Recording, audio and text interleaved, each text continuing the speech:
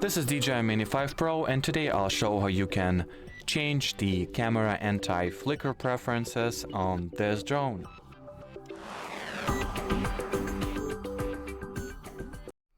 So to start, you will need to, this goes without saying, switch everything on, connect, and enter the Go Fly or Flight interface. Now launch settings, select the camera category on top, scroll down and look for the anti-flicker selection. Here you can